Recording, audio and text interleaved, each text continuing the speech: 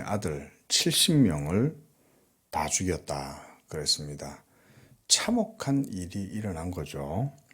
2절에 여룻바알의 아들 70명이 다 너희를 다스림과 한 사람이 너희를 다스리는 게 어느 것이 나으냐 하면서 5절에 여룻바알의 아들 형제 70명을 한 바위 위에서 죽였다 그랬습니다. 참 끔찍한 일이 일어났습니다. 참 어떻게 이런 일이 일어났을까 싶은데 어떻게 보면 하나님의 저주인 거죠.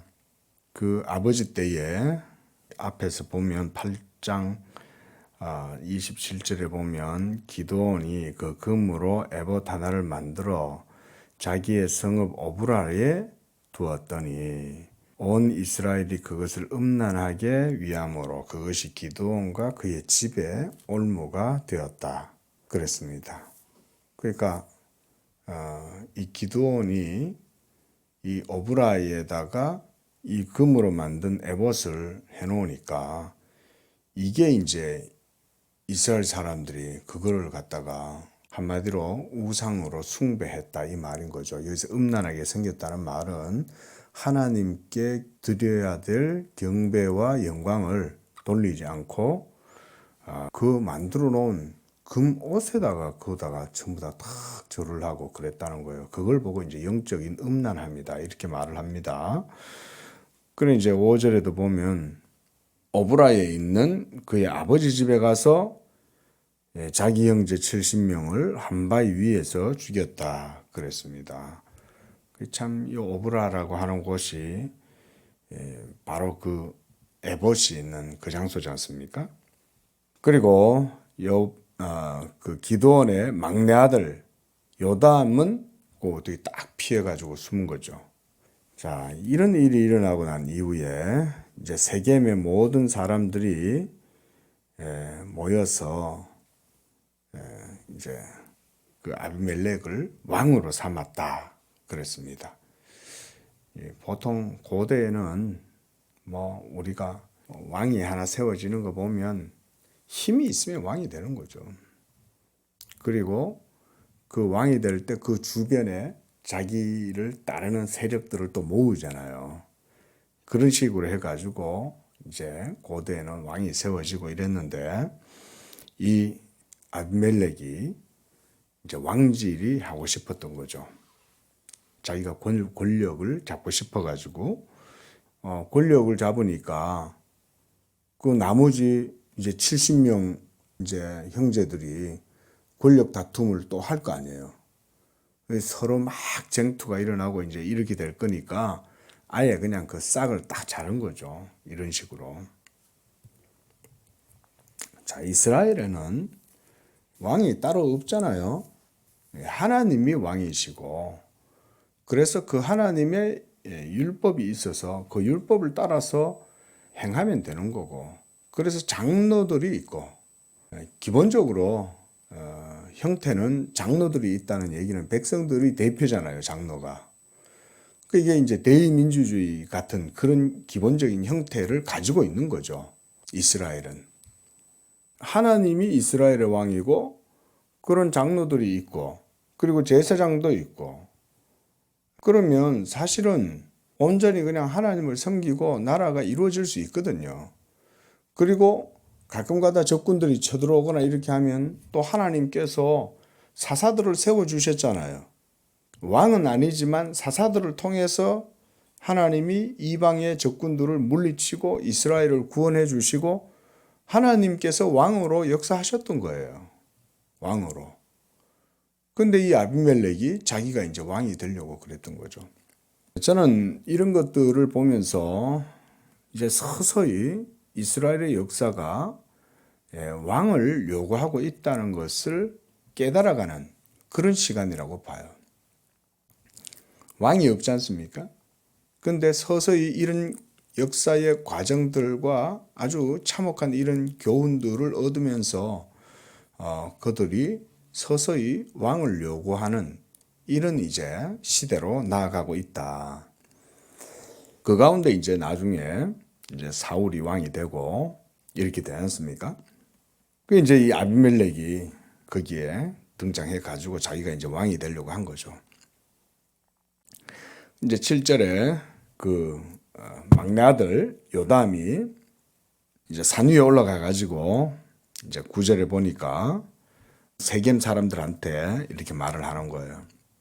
그 이제 그 비유를 들어 가지고는 이제 하루는 나무들이 나가서 기름을 부어 자신들 위에 왕을 삼으려 하여 감람나무에게 이르되 너는 우리 위에 왕이 되라 하며 감람나무가 이르되 나의 기름은 하나님과 사람을 영화롭게 하는 것이니 어찌 그것을 버리고 가서 나무들 위에 우쭐대리요. 벌써 이게 이제 왕이 되고자 하는 아비멜렉을 이런 식으로 이제 비난을 하는 거죠. 그 다음 또 무화과 나무도 11절에 내가 어찌 나의 단 것과 아름다운 열매를 버리고 가서 나무들 위에 우쭐대리요. 또 포도나무에게도 왕이 되어 달라 그러니까 포도나무가 내가 어찌 버리고 가서 나무들 위에 우쭐대리요. 이렇게 감람나무와 포도나무와 무화과나무를 비유로 왕이 되려고 하는 그 아비멜렉을 조롱하는 거죠. 비난하는 것이죠. 왜냐하면 이스라엘에는 하나님이 왕이시잖아요. 그러니까 하나님의 왕되심과 그리고 그 백성 이스라엘을 위에서 봉사하고 섬기고 이런 게 그래 따지면 지도자의 일이잖아요. 근데 이 아비멜렉은 지금 그걸 버리고 자기 형제 70명을 살육을 해버리고 이런 끔찍한 이방인들도 이런 짓은 안 하겠다. 이럴 정도잖아요. 이제 15절에 이번엔 가시나무예요. 바로 아비멜렉을 얘기하는 거죠. 그 가시나무가 이르되 너희가 내게 기름을 부어 너희 위에 왕으로 삼겠거든 가서 내 그늘에 피하라. 그리하지 아니하면 불이 가시나무에서 나와 레바논에서 백향목을 사를 것이니라. 이거는 폭정을 얘기하는 거 아닙니까? 그렇죠? 이게 폭정이잖아요. 내 말 안 들으면 다 죽어 이런 말이잖아요. 이런 게 왕이 돼가지고 어떻게 이스라엘 백성을 다스리겠냐 이거죠. 벌써 이런 사건들을 통해 가지고 이스라엘의 진정한 왕은 하나님이시고 그리고 이스라엘은 점차 인간왕을 요구하고 있고 이런 어떤 역사적인 과정들을 우리가 여기서도 볼 수가 있는 거죠. 그래서 18절에 요담이 그 아비멜렉에 대해 가지고 이제 이렇게 비난을 하고 있습니다. 너희가 오늘 일어나 우리 아버지의 집을 쳐서 그의 아들 70명을 한 바위 위에서 죽이고 그 여종의 아들 아비멜렉이 너희 형제가 된다고 그를 세워 세겜 사람들 위에 왕으로 삼았도다. 22절에 아비멜렉이 이스라엘을 다스린 지 3년에 벌써 이제 3년이 지난 거죠. 그리고 요담 그러니까 막내 아들은 아마 도망자 신세가 됐겠죠. 그렇죠? 그래서 21절에는 요담이 아비멜렉 앞에서 도망해서 부엘로 가서 거기에서 거주하였다 그랬습니다. 그리고 3년이 지났을 때 하나님께서 아비멜렉과 세겜 사람들 사이에 악한 영을 보내셨다 그랬습니다. 자, 지금 일어나는 이 비극적인 이런 사륙이 이렇게 지금 일어나고 있는 이런 일들을 볼 때 이게 지금 뭐 때문이라고 생각을 합니까? 우리가 바로 범죄한 이스라엘을 하나님이 이와 같이 저주하시고 심판하시는 거죠. 이렇게 하나님이 징계하시는 거죠. 이런 식으로. 그래서 아비멜렉과 같은 자가 일어나 가지고 스스로 왕이 되겠다고 일어나면서 하니까 한마디로 이 말이에요. 하나님의 통치하심을 벗어나면 이런 저주가 임한다 이거예요. 하나님의 통치하심이 없으면 온갖 모든 악하고 불의하고 그리고 폭력이 난무하고 그렇게 될 수밖에 없는 거예요. 우리가 역사에서 이것도 교훈 아닙니까? 전부 다. 저 유럽 전에도 말씀드렸다시피 지금 모슬렘이 사회 모든 곳곳에 다 자리를 차지하고 있고 거기에 뭐가 있습니까? 평화가 있습니까? 매일 자폭하고 매일 테러하고 그것 때문에 사람들은 불안해하고. 그러니까 이번에 우크라이나 저 전쟁이 일어났을 때에도 유럽 사람들은 그거를 쉽게 안 보는 거예요. 왜냐하면 맨날 그걸 겪으니까. 매일 사회 속에 맨날 폭탄 터지고 서로 싸우고 이런 거를 겪으니까 이 사람들은 전쟁이라고 하는 거를 아니까 경각심을 가지고는 막 서로 연합을 맺고 막 이런 식으로 하는 거죠. 근데 우리나라는 어떻습니까? 무감각하죠. 그렇죠? 물론 뭐 원조 물자도 보내기도 하고 뭐 돕고 이런 건 있지만은 강 건너 불구경 하듯이 그러고 있잖아요. 우리나라는. 그만큼 그쪽 사람들과 우리나라하고의 차이가 저는 그런 거라고 봐요. 전쟁에 대한 위기감을 잊어버리는 거예요. 우리나라 사람들이. 근데 유럽 사람들은 맨날 고통하니까. 이제 러시아가 구소련이지 않습니까? 거기가 바로 공산주의의 진원지잖아요. 공산주의의 진원지. 공산주의라는 데가 하나님이 없다는 거잖아요. 공산주의는. 공산주의 사상 자체가 하나님이 없습니다. 유물론적인 역사 자체는 신이 없고 오로지 그 역사의 힘에 의해서 이루어진다는 게 그게 유물론적 역사관이잖아요. 하나님이 없어요. 하나님이 없는 그 공산주의 때문에 세계가 어떻게 됐습니까? 냉전주의 때문에 참혹한 전쟁이 일어났잖아요. 독일에서도 히틀러가 일어나가지고는 광기에 사로잡힌 거 아니에요. 전 독일 사람들이 다 그 히틀러한테 전부 다 사로잡혀가지고는 전부 정신이 다 미친 거 아니에요. 그런 걸 보면 여기서도 지금 23절에 보면 하나님이 악한 영을 보내셨다고 그러잖아요. 악한 영을.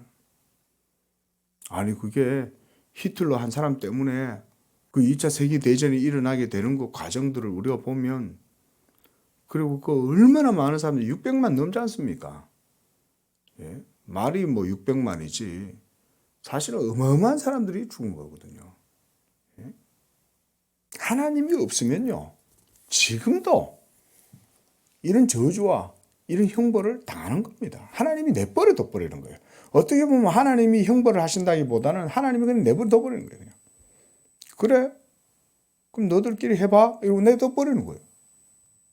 그러면 거기에 바로 그게 저주인 거죠. 하나님이 내버려 둬버리면. 그러면 거기에 온갖 악한 것들이 다 일어나는 거예요.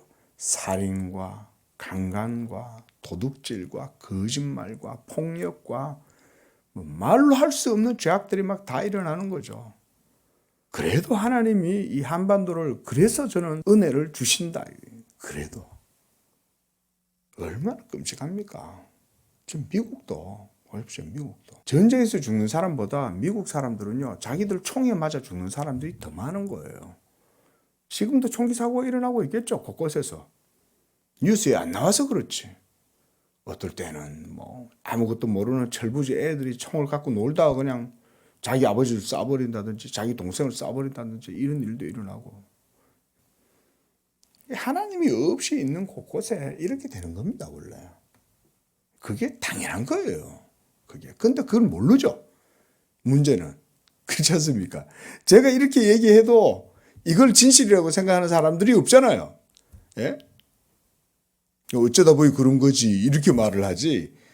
남 목사 말대로 하나님을 안 섬기니까 그와 같이 진노와 형벌을 당한다 이렇게 생각하는 역사 해석을 그렇게 하는 사람들이 그렇게 많이 있습니까? 예수 믿는 사람들은 그렇게 말하지. 그러니까 이렇게 말해도 깨닫지를 못하는 거예요. 공산당 혁명이 일어나 가지고는 전 세계를 다 뒤집어 가지고 프롤레타리아 혁명을 일으키겠다. 그래 가지고 무슨 일이 일어났습니까? 죽창 들고 와가지고 다 찔러 죽였잖아요. 예? 지금 뭔 말이냐면 지금 아비멜렉이라는 사람이 일어나게 된 것은 바로 하나님이 이렇게 하나님을 섬기지 않고 우상을 숭배하고 이렇게 하는 이스라엘을 하나님께서 진노 가운데 내버려 두셔버리니까 이런 일들이 일어나게 되었다 이 말인 거죠. 그래서 24절에 이는 여룻바알의 아들 70명에게 저지른 포악한 이 일을 갚되 그들을 죽여 피 흘린 죄를 그들의 형제 아비멜렉과 아비멜렉을 도운 세겜 사람들에게 돌아가게 하심이었다. 하나님이 이렇게 하시잖아요. 그렇게 그들의 머리에 그들의 죄를 돌리는 거죠. 이렇게. 자, 이렇게 모든 일들이 일어나게 된 이유는 바로 하나님을 섬기지 않았기 때문이다. 그게 핵심이에요. 자, 이렇게 해가지고는 또 아비멜렉을 반역하는 자가 또 생긴 거죠. 그 사람이 바로 에벳의 아들 가알인 거예요. 그랬더니 이 에벳의 아들 가알이 또 하니까 아비멜렉이 또 그걸 놔두겠어요. 요놈 봐라 이러면서 또 그걸 또 죽이려고 그랬겠죠. 그래가지고는 그 가알의 편을 드는 부족들과 그 동네를 아예 그냥 살육을 해버린 거예요. 이 아비멜렉이란 자가 어마어마한 악행을 저지른 거예요. 이거 뭐 전두환이는 저리 가라는 거죠. 그래가지고는 50절에 이제 아비멜렉이 데베스에 가서 데베스에 맞서 진치고 그것을 점령하였더니 성읍 중에 견고한 망대가 있으므로 그 성읍 백성의 남녀가 모두 그리로 도망하여 들어가서 문을 잠그고 망대 꼭대기로 들어갔다. 아비멜렉이 이제 그 망대 앞에 나와서 이제 공격을 하려고 이제 갔는데 그 이제 망대를 불사르려고 했다는 거예요. 왜냐하면 이 앞에도 불을 질렀거든요. 불을 질러가지고 싹 다 그 성읍에 있는 사람들 불태워서 죽여버린 거예요. 그 이제 이번에도 이제 불을 태워가지고 죽이려고 그랬는데 53절에 보니까 한 여인이 맷돌 윗짝을 아비멜렉의 머리 위에 내려 던져서 두개골을 깨뜨렸다 그랬습니다. 그 우연하게 이루어진 거 아니겠어요? 그 여자가 뭐 맷돌이 무겁잖아요. 그 맷돌 윗짝을 들고는 그냥 에잇 이러고 던져버렸는데 그게 어떻게 머리에 딱 맞아가지고 죽은 거 아니에요.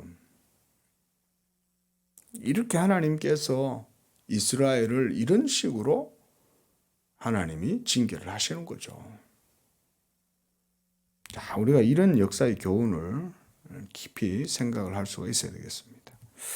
그러고 나서 10장에서는 여러 사사들이 또 일어납니다. 또 입다가 일어나가지고 또 이스라엘을 구원하고요.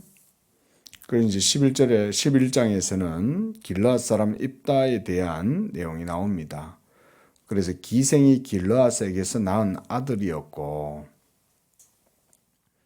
그래서 길르앗의 아내도 그의 아들들을 낳았더라. 그러면서 입다가 이제 전쟁에서 또 승리하고 하나님께서 입다를 통해 가지고 또 이스라엘을 도우시고 이렇게 하신 거예요. 근데 29절에 여호와의 영이 입다에게 임하시니 그랬습니다. 그래서 여호와의 영을 힘입어서 입다가 전쟁에 나아가서 승리를 했습니다. 그리고 승리를 하고 돌아오는 그때 이 입다가 또 이상한 또 일을 해요. 그게 바로 하나님께 서원을 하는 거예요. 이 충동적인 서원을 하는 거죠. 그래서 암몬 자손을 내게 넘겨주시면 내가 평안히 돌아올 때 누구든지 내 집 문에서 나와서 나를 영접하는 그는 여호와께 돌릴 것이니 내가 그를 번제물로 드리겠나이다. 아니 하나님이 요구한 것도 아니고 아니 그냥 하면 되지. 왜 이런 이상한 짓 한 거죠. 그러니까 이런 거 봤을 때 그 당시에 사사들도 이 영적으로 온전치가 못한 거예요. 다들. 삼손도 보면 막 블레셋 하고 나가지고 전쟁을 해가지고 뭐 나중에 보겠지만 그러고 나가지고는 또 하는 짓이 또 드릴라 그 이방인 창녀잖아요. 말하자면 이방인 작부하고 또 놀아나는 거죠. 이런 식이었던 거죠. 사사시대 때가 참 영적으로 너무나 암울하고 영적으로 완전히 혼탁한 이런 시대였던 거죠. 그래 이제 아니 사람을 잡아가지고 번제물로 드린다. 이게 있을 수 없는 일이잖아요. 특히 하나님을 섬기는 이스라엘에게 있어가지고 그 얘기는 이 사사들조차도 영적으로 하나님 말씀 위에 서 있지 못했다는 거잖아요. 사람을 잡아가지고 제물로 바친다는 게 이게 이방인들의 습속이지. 예? 이 이방인들이 이런 짓을 하는 거잖아요. 이게 당시에. 우리도 보면 뭐 순장제도 이런 거 있지 않습니까? 왕이 죽으면 왕을 섬기던 막 신하들하고 궁녀들하고 막 이런 거 같이 막 묻어버리잖아요. 예? 그 결국은 그렇게 했더니 자기 딸이 딱 걸린 거죠. 이것도 그래 따지면 하나님의 징계 아니겠어요? 자, 이런 것들이 바로 사사시대였다라는 것을 지금 사사기는 잘 보여주는 겁니다. 하나님을 섬기지 않고 하나님의 왕되심을 싫어하여 자기들 마음대로 행하던 그들에 대한 이런 사사시대의 악순환의 계속된 반복을 통해서 사사기는요, 우리를 어디로 인도하냐면 새로운 왕의 출현을 고대하게 해요. 그죠? 이게 사사기의 또 중요한 또 맥락입니다. 그래야 예수 그리스도가 왕으로서 이제 다윗이 예수 그리스도의 예표로 왕으로 세워지는 거죠. 이런 것들을 또 보여주는 역사라고도 할 수가 있습니다. 기도하겠습니다. 자비하신 하나님, 감사합니다. 하나님께서는 우리의 왕이시고 하나님께서 우리 가운데 예수 그리스도를 택하여 세우시고 그를 하나님께서 영원전부터 자기의 왕으로 세우심으로 이제 그 예수께서 역사 가운데 하나님의 성령을 통하여 이제 왕으로 하나님 보좌 우편에서 통치하시고 다스리시는 줄로 믿습니다. 하나님께서 지상의 교회들을 그와 같이 예수 그리스도의 왕되심을 통하여 하나님 모든 일들을 행하게 하시고 지금도 이 양재 교회와 우리 성도들의 왕이 되시는 줄로 믿습니다. 우리의 왕이신 예수 그리스도 그분을 오늘도 우리가 의지하고 그 하나님의 통치 아래에서 겸손하게 하나님께 영광을 돌리는 그런 우리 성도들의 삶이 되도록 도와주시고 하나님이 이 나라도 불쌍히 여겨주시고 이 나라도 하나님의 은혜 가운데에 온전한 길로 걸어가는 그런 나라가 되도록 도와주셔서 이 나라의 온갖 악하고 더럽고 추한 것들 우리 하나님 물리쳐 주시고 우리 주님의 왕되심이 하나님 온전히 세워질 수 있도록 축복해 주옵소서. 예수님의 이름으로 기도합니다. 아멘.